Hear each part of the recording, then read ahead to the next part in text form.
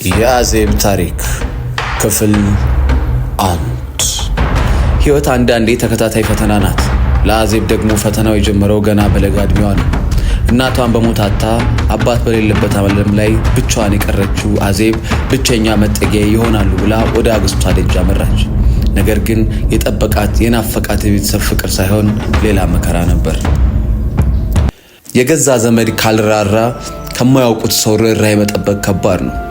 የአክስቷ ልጅ ገነት አዜብን የተቀበለቻት እንደ እህት ሳይሆን እንደ ባዕድ እንዲያውም እንደ ለማኝ ነበር።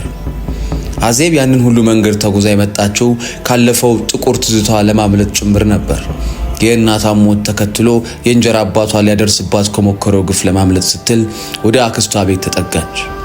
ከእሳቱ ወጥታ ወደ ረመጡ መግባቷን ግን ገና አላወቀችም ነበር።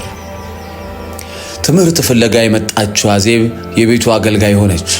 በዛ በሚያቃጥል ፀሐይ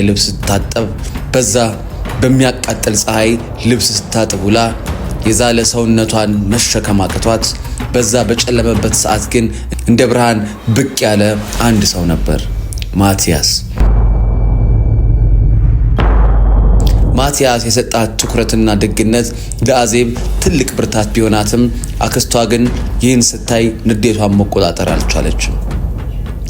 የወይዘሮ ሂሩት ክፋት ግን እዚህ ላይ አላበቃም። የገዛቷን ልጅ ከነሱ ጋር እኩል እንድትመገብ እንኳን አልፈቀዱላት። የቀረበላት የተራረፈ ምግብ ነበር። አዜብ እንደ ማንኛውም ሰው ንጹህ ምግብ ብትፈልግም አክስቷ ግን ካልፈለግሽ አትበይ በማለት በንቀት አሸማቀቋት። ምሽቱ ሲመጣ ሌላ ፈተና ተደቀነ።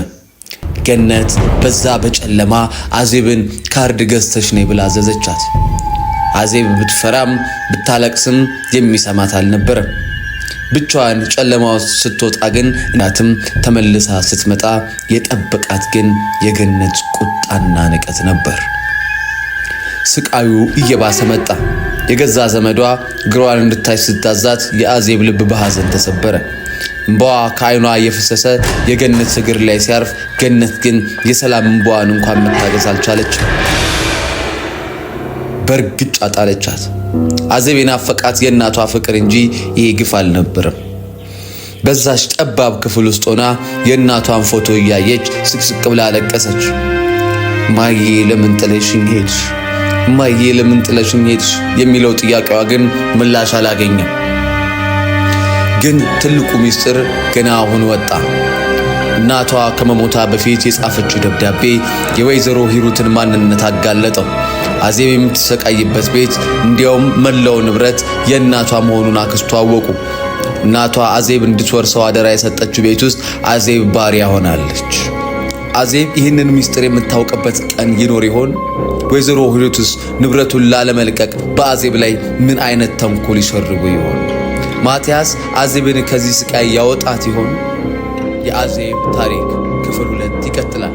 ሰብስክራይብ በማድረግ ቀጣይ እንዲደርሳችሁ ሼር፣ ኮፒ ሊንክ፣ ሰብስክራይብ በማድረግ ቻናሉን ይቀላቀሉ።